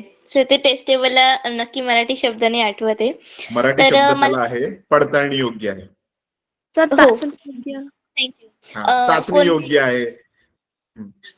कोणतं स्टेटमेंट असं आहे जे की चाचणी योग्य आहे किंवा ज्याची पडताळणी केलेली आहे. तर इथे फर्स्ट ऑप्शन दिलेलं आहे स्काय इज ब्युटिफुल. तर स्काय इज ब्युटिफुल काहींच्या नजरेत हे असं ब्युटिफुल असू शकतं, काहींच्या नजरेत हे वाईट असू शकतं, म्हणजे असं असू शकतं. त्यानंतर ऑप्शन बी मध्ये सायन्स इज इंटरेस्टिंग. तर ज्यांना सायन्सचा बेस पक्का आहे तर त्यांना इंटरेस्टिंग वाटतं, आणि ज्यांचा बेसच कच्चा आहे तर त्यांना ते सायन्स जे ते इंटरेस्टिंग नाही वाटत. त्याच्यानंतर ऑप्शन डी. तर डी मध्ये आहे आय लाईक रेन. तर मला रेन आवडतं बट समोरच्याला नाही आवडत, तर हे म्हणजे टेस्टेबल नाहीये. आणि जे ऑप्शन सी आहे तर हे सायंटिफिकली प्रूव्ह आहे, म्हणजे सायंटिफिकली टेस्ट केलेलं आहे की if fertiliser is added plants grow taller. म्हणजे जेव्हा एखादे टॉलर जेव्हा एखादे खत जे असतं ते प्लांट्सना दिलं जातं किंवा प्लांट्सच्या कुंडीमध्ये ते टाकलं जातं, तर जी झाडे असतात किंवा जी प्लांट्स असतात ते उंच वाढत जातात. हे सायंटिफिकली प्रूव्ह आहे, कारण त्यामध्ये जे पण केमिकल्स वगैरे असतील तर त्यांच्यापासून त्यांना कॅल्शियम वगैरे जी घटक पाहिजे तर ते भेटत असतील. म्हणून हे सायंटिफिकली प्रूव्ह असल्यामुळे जे ऑप्शन नंबर सी हे 9th क्वेश्चनचं आन्सर असेल. व्हेरी गुड बेटा, थँक्यू. Sir next. हा, प्रणव समजलं उत्तर? सर मी हा प्रणव. 10व सांगू का? हा प्रणव, सांगू शकतोस. Hypotenuse is check hypotenuse by नाही रे बाळा, हायपोथिसिस. हायपोथी चुकलं तरी काही लाज वाटायची नाही. आपलं चुकलंय ना, आपण परत एकदा प्रयत्न करायचा आणि उत्तर करेक्ट करायचं. घाबरायचं नाही बिलकुल. Very good. चालेल, सुरू कर. हायपोथेस इज चेक्ड बाय, म्हणजे ते कशावर चेक केलं जातं? तर तुम्ही काही वेळच्या पूर्वी सांगितले की रीड करून त्याला चेक केलं जात नाही, आणि बी वालं रायटिंग केल्यावर तरी चेक केलं जात नाही, आणि सी वालं एक्सपेरिमेंट केल्यावर ते चेक होतं, आणि डी वालं ड्रॉइंग करून त्याला चेक केलं जात नाही. तर correct answer is C. Okay, प्रणवचं उत्तर सगळ्यांना समजलंय का? प्रणवनी खूप छान प्रयत्न केला. थँक्यू प्रणव. मी नेक्स्ट. Welcome sir. एक मिनिट हा, प्लीज. तुम्ही आहे ना हे करू नका, थम्सअप वगैरे नका करू. मला प्रत्येकापर्यंत पोहोचता येत नाहीये. साई जगताप, 11वा प्रश्न, 10वा प्रश्न तुम्हाला समजलाय का? तुला समजलाय का साई जगताप?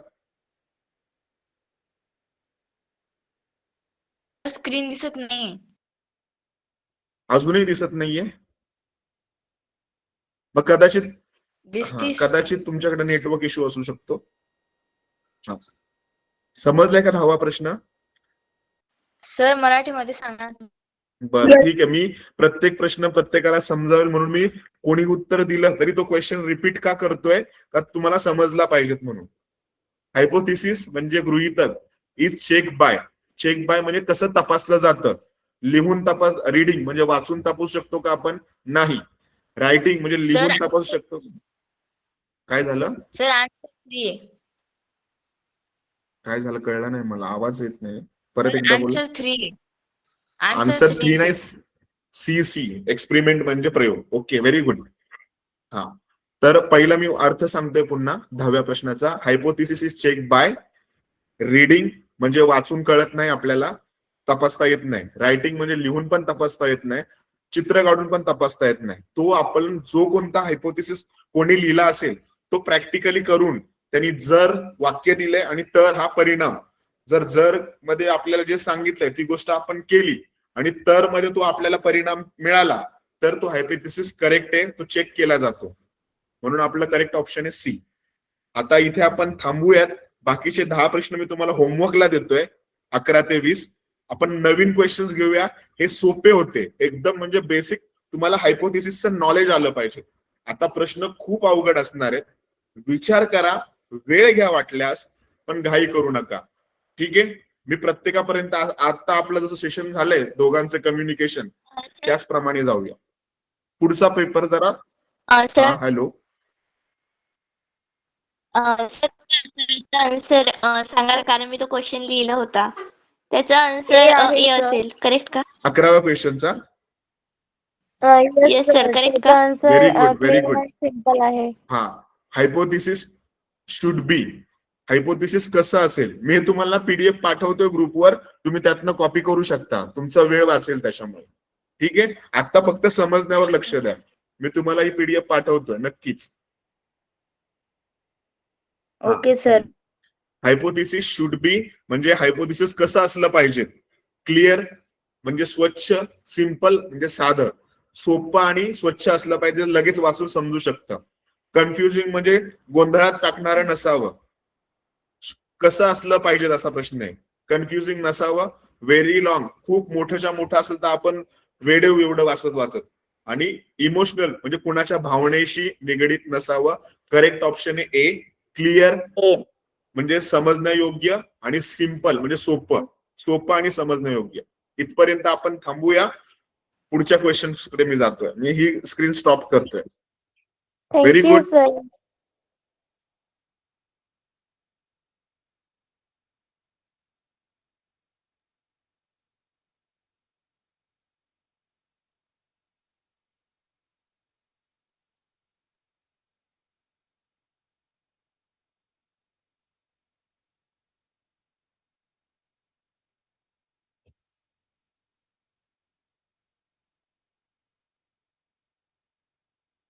एक मिनिट.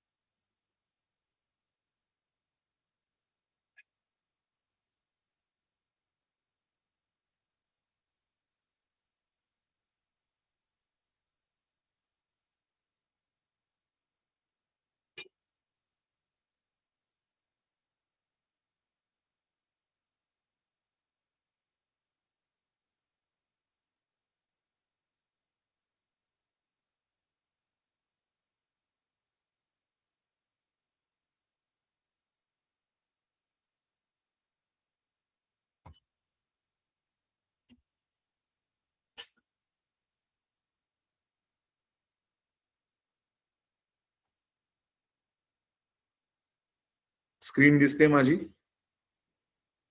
No sir. आता येईल बघा. No sir. हो सर, आता दिसते. Yes sir. दिसते ना सर्वांना?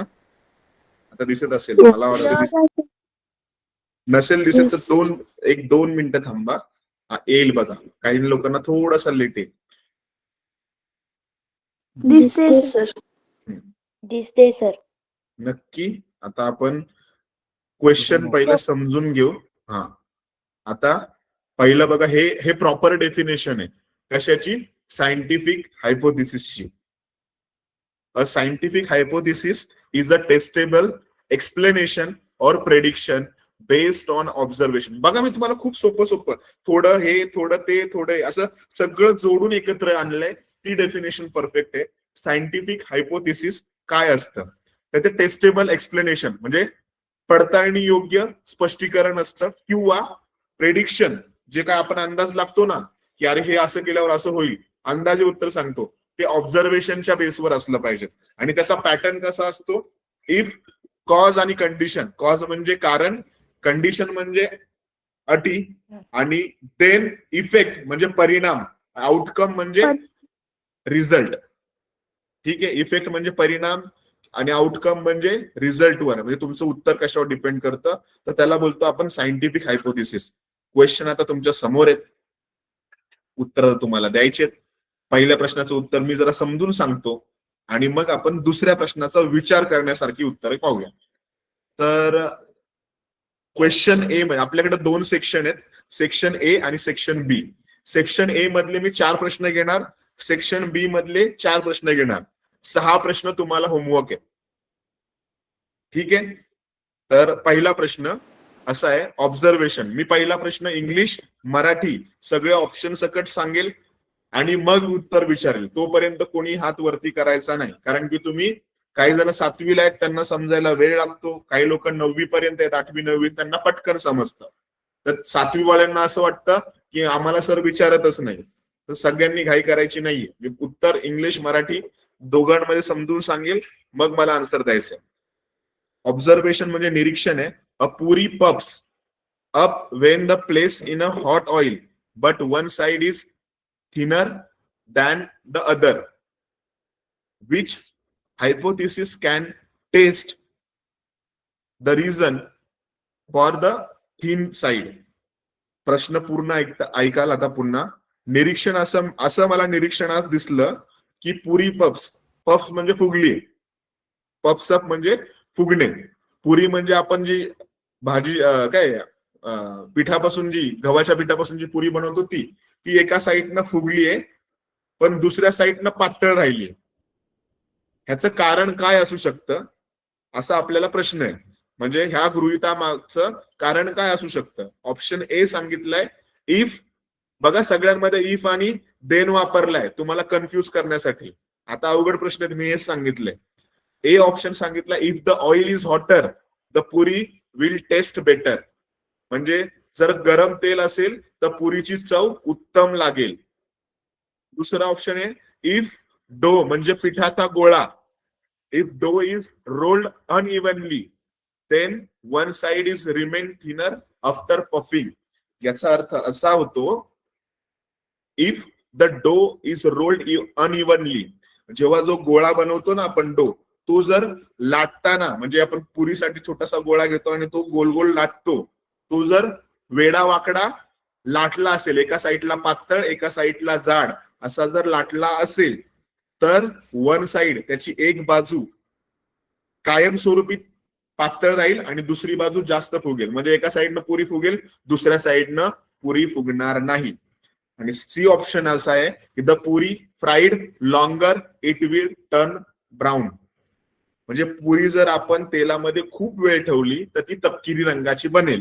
आणि डी ऑप्शन आपल्याला विचारलाय if the puri is bigger it will need more oil. जर पुरी खूप मोठी असेल त्याला खूप तेल लागेल. प्रश्न कळाला आहे तर फक्त समजलं असेल तर थम्सअप. ठीक आहे.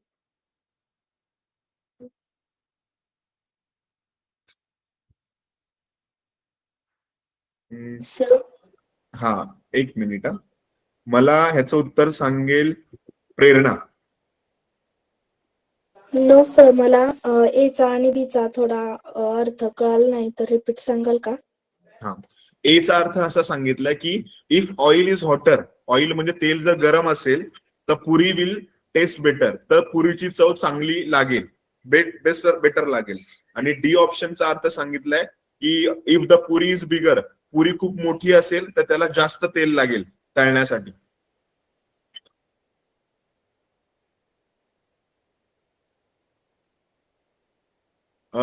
मला असं वाटतं की आदिती उत्तर सांगेल आता. आदिती अनम्यूट कर. येस सर, सांगते. सर क्वेश्चन विचारले, म्हणजे डायरेक्टली क्वेश्चन विचारलेला आहे बोल्ड मध्ये की यासाठी कोणती हायपोथेसिस, कोणती टेस्ट लागू होईल हे रिझन सांगण्यासाठी की त्याची जी एक साइड होती तर ती थिन राहिली म्हणजे पातळ राहिली. तर याच्यामध्ये फर्स्ट ऑप्शन सांगितलेलं आहे की तेल जर गरम असेल, म्हणजे मराठीमध्ये तेल जर गरम असेल तर पुरीची चव अधिक चांगली येईल. बट इथे आपल्याला क्वेश्चन विचारलेला आहे की थिन का राहिली आहे, याच्याशी तर काही रिलेटेड नाहीये, म्हणून ऑप्शन ए कॅन्सल.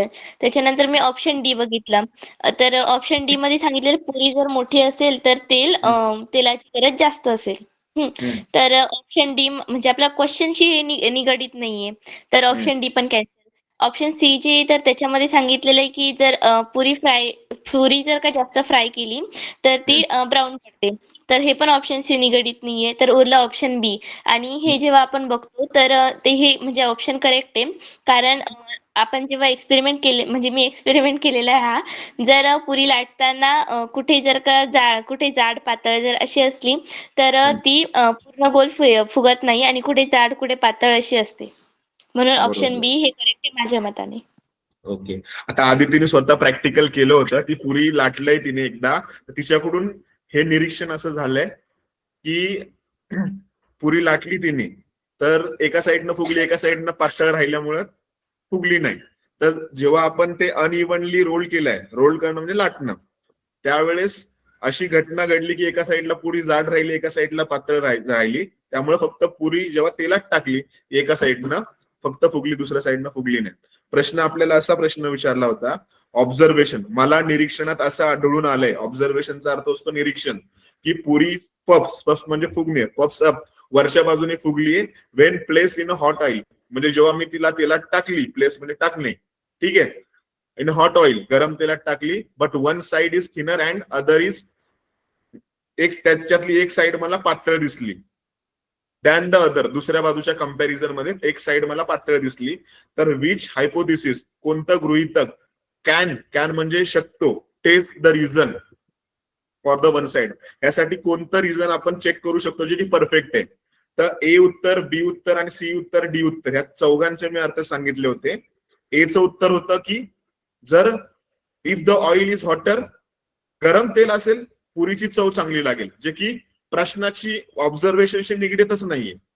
बी मध्ये सांगितलंय की जेव्हा त्याचा गोळा, तुम्ही पुरीचा जो गोळा लाटला होता तो एका बाजूने जाड राहिला आणि एका बाजूने पातळ राहिला, त्यामुळे अशी घटना झाली होऊ शकते. आणि सी मध्ये काय सांगितलंय की पुरी जास्त वेळ तेलात टाकली तर ती तपकिरी रंगाची होते. आणि चौथा ऑप्शन सांगितलंय the puri is bigger, puri खूप मोठी असेल, it will need more oil, म्हणजे खूप जास्त काय लागेल, ऑइल लागेल. तर आपल्याला प्रश्नाचं ऑब्झर्वेशन मध्ये असं आढळून आलंय की पुरी एका साईडनं पातळ राहिली दुसऱ्या बाजूच्या कंपॅरिझन मध्ये.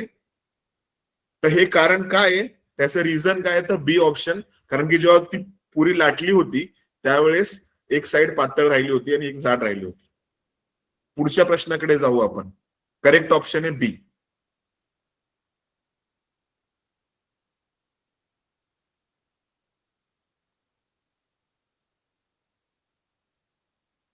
दुसरा क्वेश्चन सगळ्यांना दिसत असेल, दुसरा आणि तिसरा आपण एकत्र पाहू. ठीक आहे, मी पहिला अर्थ समजून सांगतोय आणि मग आपण पुढे जाऊया. Observation, a plant bends toward sunlight when kept near a window. Bend म्हणजे वाकणे, झुकणे, ठीक आहे. अ प्लांट बेंड्स टुवर्ड, च्या दिशेने, टुवर्ड म्हणजे च्या दिशेने, सनलाइट म्हणजे सूर्यप्रकाश, वेन केप्ट म्हणजे जेव्हा आपण त्याला ठेवतो, नियर म्हणजे च्या जवळ, विंडो म्हणजे खिडकी जवळ, ठीक आहे. विंडो म्हणजे खिडकी. जेव्हा एका झाडाला आपण खिडकी जवळ ठेवतो तेव्हा ते झाड सूर्यप्रकाशाच्या दिशेने झुकतं किंवा वाकतं. प्रश्न पुढे नीट आहे का? आता हा ऑब्झर्वेशन आहे, आपल्याला निरीक्षणातनं दिसलंय. तर हायपोथिसिसवर आधारित प्रश्न विचारला आपल्याला, which is the testable hypothesis, ह्याच्यातलं पडताळणी करण्याचा हायपोथिसिस कोणता असेल. मग 4 हायपोथिसिसचे सेंटेन्स आहेत, ते पडताळणी योग्य पाहिजेत आपल्याला. टेस्टेबल म्हणजे पडताळणी करण्यासारखा. तर पहिला ऑप्शन आहे plants like sunlight because it is natural, झाडांना सूर्यप्रकाश आवडतो कारण किती नैसर्गिक क्रिया आहे. दुसरा, if light comes from the one direction the shaded side grows faster causing bending. C option आहे sunlight helps plant make a food. D option आहे if kept in a darkness plants stop growing. आता मी सगळ्यांचा अर्थ सांगतोय. एचा option सांगितलेला होता प्लांट्स लाईक अ सनलाइट. झाडांना काय आवडते? सनलाइट आवडते. ठीक आहे. आणि त्याच्यानंतर आपल्याला सांगितलंय दुसरा ऑप्शन की if light becomes one direction the shaded side grows faster.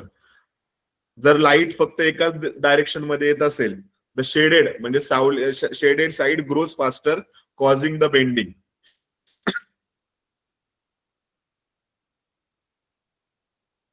तर एक मिनिट.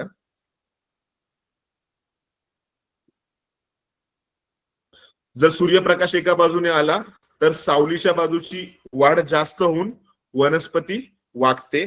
आणि सी ऑप्शनचा अर्थ होतो सूर्यप्रकाशामुळे वनस्पती अन्न तयार करतात. आणि डी ऑप्शन आहे अंधारात ठेवल्यास वनस्पती वाढत नाही. अर्थ समजला? सर ऑप्शन बी चं एकदा रिटर्न सांगाल का? मराठी ट्रान्सलेशन कारण आवाज ब्रेक झाला. ठीक आहे. बी ऑप्शनचा अर्थ होतोय, सांगतोय पुन्हा.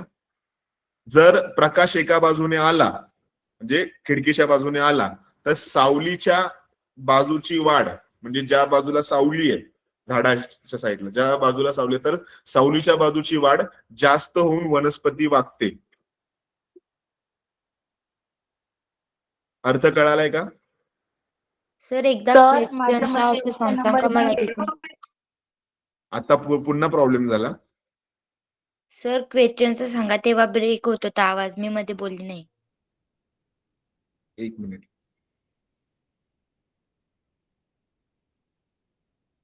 मिनिट. पुन्हा सांगतोय. क्वेश्चन असा होता a plants bends towards sunlight when kept near a window. Plant bends toward the sunlight when kept near the window. तर याचा अर्थ असा आहे, एक मिनिट, प्रश्नाचा अर्थ सांगतोय. खिडकीजवळ ठेवलेली वनस्पती सूर्यप्रकाशाकडे वागते. यासाठी योग्य तपासता येणारी परिकल्पना कोणती? समजलंय का? Plant bends toward the sunlight when kept near the window. मग ह्याच्यासाठी परिकल्पना योग्य कोणती आहे म्हणजेच हायपोथिसिस करेक्ट कोणता आहे? तर पहिल्या प्रश्नाचं म्हणजे जो पहिला ऑप्शन आहे तो तुम्हाला वाचता येतो. Plants like sunlight because it's natural. वनस्पतींना सूर्यप्रकाश आवडतो कारण तो नैसर्गिक आहे. दुसरा ऑप्शन होता if light comes from one direction. Light फक्त एका डायरेक्शन मधून येते. The shaded side grows faster causing bending. झाड सूर्यप्रकाशाकडे वागतं केप्ट नियर द विंडो. ठीक आहे. आता दुसरा बीचा अर्थ सांगतोय जर सूर्यप्रकाश एका बाजूने आला तर सावलीच्या बाजूची वाढ जास्त होऊन वनस्पती वागते. ठीक आहे. आणि सी ऑप्शन आहे sunlight helps plants make a food. Sunlight काय करतं? प्लांटला हेल्प करतं फूड अन्न तयार करण्यासाठी. आणि डी ऑप्शन आहे if kept darkness plant stop growing. जर त्याला आपण अंधाऱ्या खोलीत ठेवलं तर झाडाची वाढ खुंटते, थांबते ते झाड. मग आता ऑप्शन करेक्ट आहे, याचं उत्तर आहे बी. मी तुम्हाला का सांगतोय नीट समजून घ्या. तर कारण की ऑप्शन नंबर बी मध्ये कारण दिलेलं आहे. प्रकाश एकाच दिशेने येतो आणि त्याचा परिणाम सावलीची बाजूची वाढ जास्त होते. आणि ए मध्ये दिलंय मध दिलंय ते तपासता येणार नाही. आणि सी मध्ये अन्न निर्मितीबद्दल दिलंय, वाकण्याबद्दल नाही दिलंय.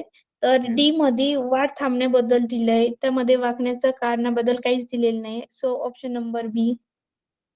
Very good, thank you. खूप छान उत्तर होतं. तर मी पुन्हा एकदा एक्सप्लेन करतोय याच्यामध्ये की बी उत्तरामध्ये काय सांगितलं सूर्यप्रकाश एका साईडने येतोय. मग जो भाग झाडाचा सावलीमध्ये तो लवकर वाढेल आणि ज्या साईडनं सूर्यप्रकाश येतोय ना त्या साईडला पानं झुकली जातात. झाड एका साईडने ज्या साईडला सावली तिकडे भाग जास्त वाढेल पण त्याची जी पानांची दिशा आहे ती सूर्यप्रकाशाच्या दिशेने गेल्यामुळे ते झाड वाकलेलं दिसतं. कारण की आपल्याला ऑब्झर्वेशन मध्ये असं सांगितलंय की झाड झुकलेलं आहे कशाच्या दिशेने, सनलाईटच्या दिशेने. पण ते झाड आपण कशात ठेवलं होतं, केप नियर द विंडो मध्ये ठेवलं होतं. तर विंडोला एका साईडला सावली असते आणि दुसऱ्या साईडनं सूर्यप्रकाश येत असतो. ते झाड सूर्यप्रकाशाच्या दिशेने झुकलंय कारण की तिकडून त्याला सूर्यप्रकाश मिळतोय. त्यामुळे शेडेड रिजन जो होता तो लवकर वाढला आणि झाड आपल्याला झुकल्यासारखं दिसतंय. मी पुढच्या प्रश्नावर जातोय. Next question please hands down करा सगळ्यांनी. तिसरा क्वेश्चन मी एक्सप्लेन करतोय. अ कंपास निडल, हा वेगळा प्रश्न आहे, जरासा अवघड आहे. Compass needle deflects only when electric current flows through a near by wire. Identify the correct hypothesis. याचा अर्थ सांगतोय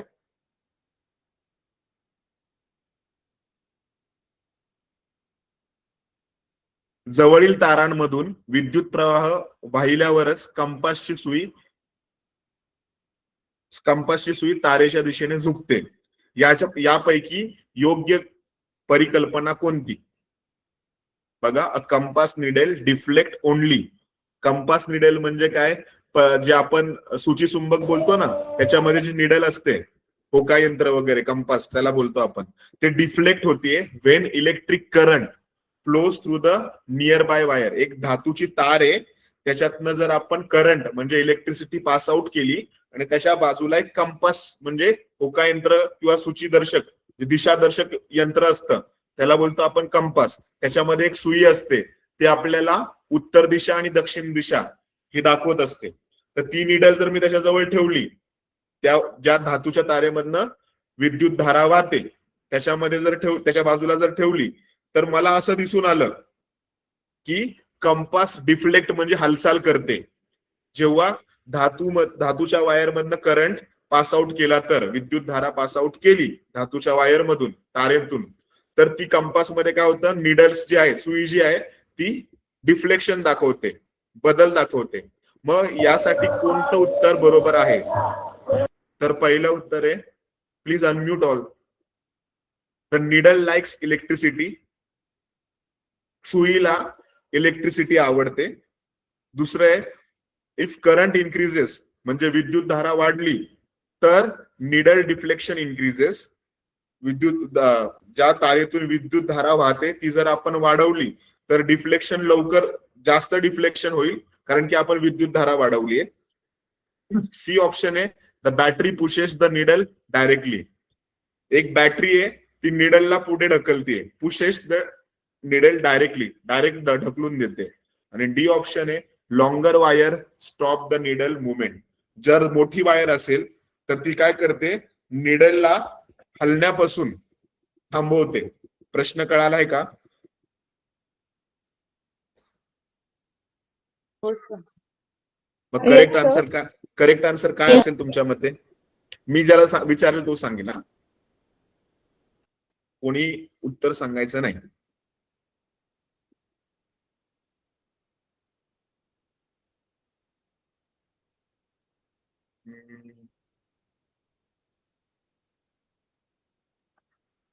प्रियंका वाघ.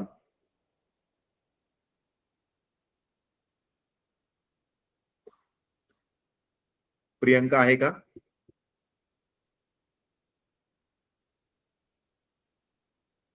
ठीक आहे.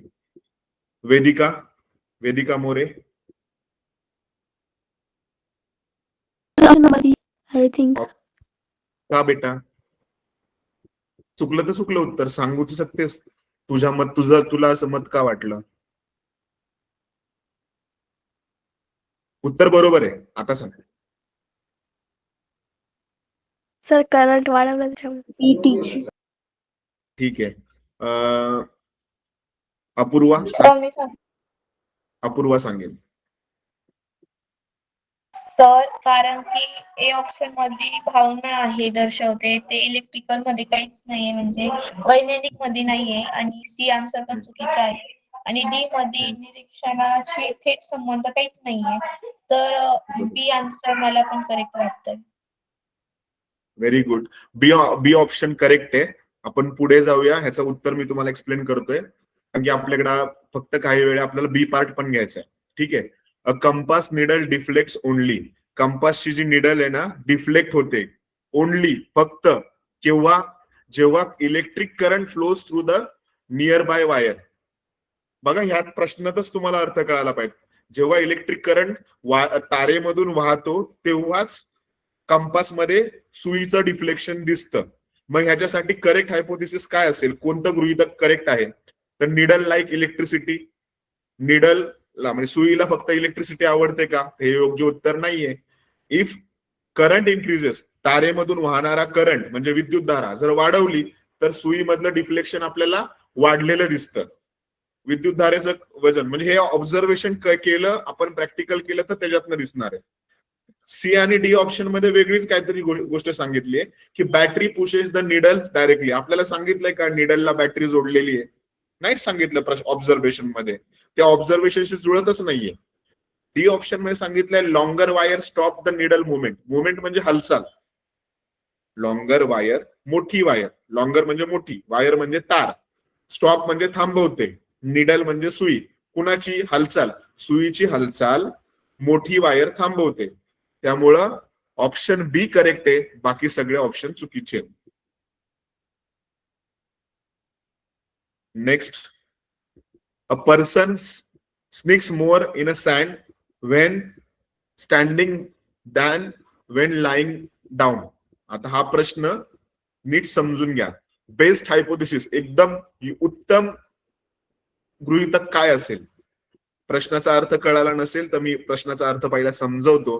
प्रश्नाचा अर्थ कळणं तुम्हाला गरजेचं आहे. तर इथे सांगितलंय वाळूत उभे राहिल्यावर माणूस जास्त बुडतो, पण आडवा झोपल्यावर कमी बुडतो. वाळूमध्ये उभं राहिलं तर त्याचे पाय वाळूमध्ये अधिक जास्त रुततात, पण तोच व्यक्ती वाळूवर झोपला आडवा तर तो कमी वाळूमध्ये रुततो. यासाठी परफेक्ट योग्य हायपोथेसिस कोणतं आहे? ऑप्शन ए आहे, स्टँडिंग इन्क्रीजेस वेट. उभा राहिल्यामुळं वजन वाढतं. ठीक आहे. दुसरं आहे सँड. सँड म्हणजे वाळू. Behaves like a liquid. वाळू द्रवाप्रमाणे म्हणजे लिक्विड प्रमाणे, द्रव म्हणजे लिक्विड, त्याप्रमाणे वागते, त्याच्यासारखं बिहेवियर दाखवते. ठीक आहे. सी ऑप्शन आहे, increasing the area reduces the pressure on a sand. म्हणजे क्षेत्रफळ वाढल्याने दाब कमी होतो. आणि डी ऑप्शन आहे, gravity is stronger on a standing standing object. Gravity म्हणजे गुरुत्व बल. गुरुत्वाकर्षण हे उभ्या वस्तूवर जास्त असतं. प्रश्न कळालाय का सगळ्यांना? पर्सन स्निक्स मोर, रुततो कशामध्ये? सँड मध्ये. जर तो उभा राहिला तर तो जास्त रुततो आणि त्या वाळूवर तो आडवा झोपला तर कमी रुततो. ह्याच्यासाठी योग्य हायपोथेसिस कोणता आहे? Option A, option B, option C, option D. Option A मध्ये सांगितलंय की जर तो उभा राहिला तर त्याचं वजन वाढतं. सँड म्हणजे वाळू हे काय करते? लिक्विड प्रमाणे दर्शवते स्वतःला, त्यामुळं माणूस त्याच्यात बुडतो आणि नंतर तरंगतो. असा ऑप्शन होऊ शकतो का? आणि 6 सी असेल, इन्क्रीजिंग द एरिया.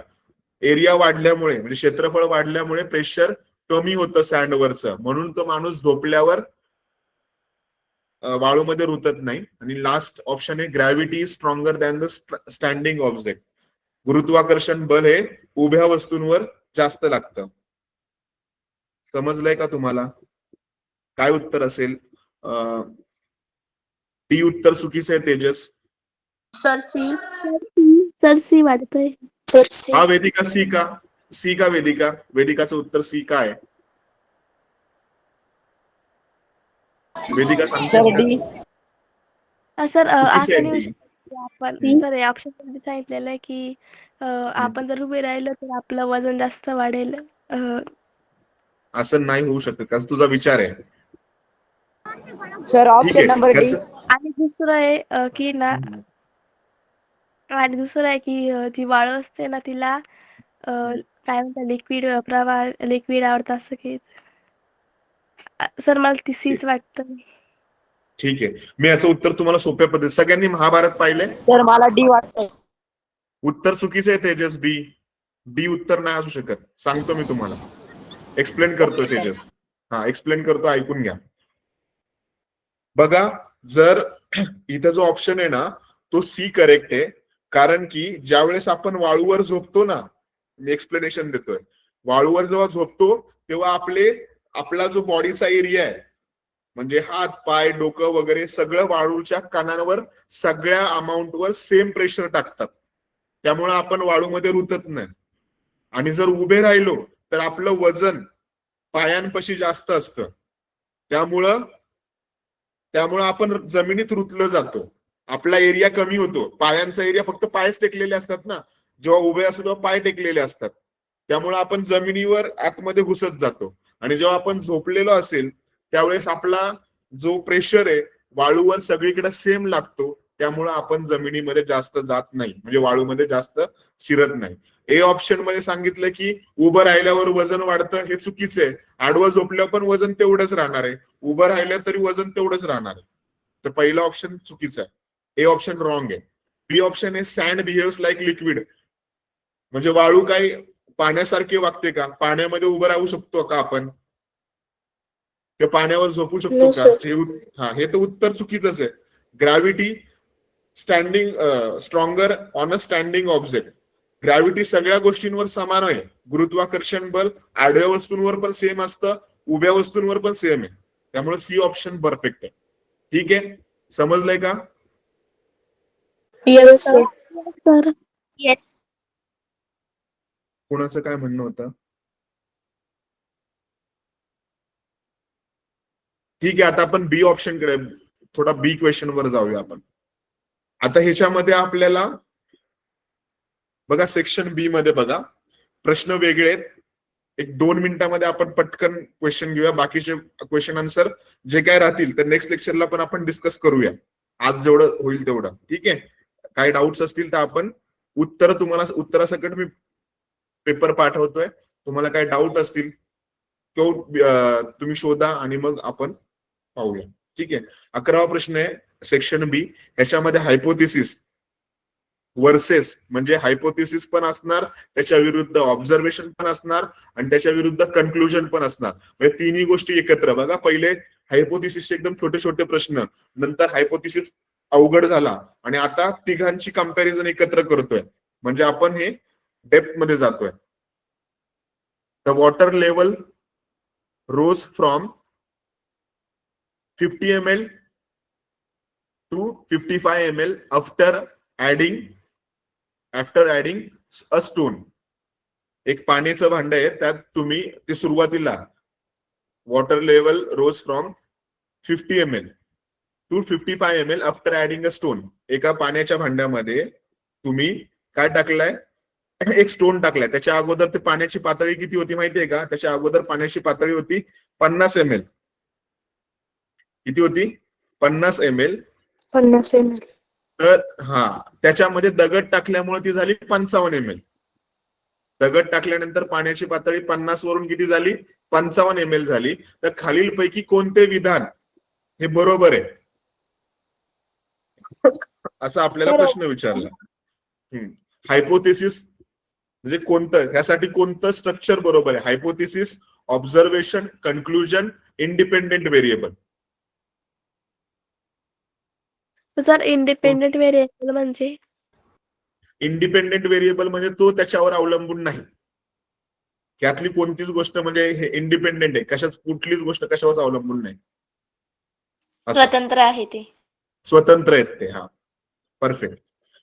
हायपोथेसिस म्हणजे गृहीतक, म्हणजे यासाठी कोणतं वाक्य, कोणती गोष्ट बरोबर ठरेल? हायपोथेसिस बरोबर आहे, ऑब्झर्वेशन बरोबर आहे का कन्क्लुजन बरोबर आहे? हायपोथेसिस म्हणजे गृहीतक असतं. Observation. I think observation, I थिंकच का? तुझा विचार आय थिंक तिथंच का थांबला?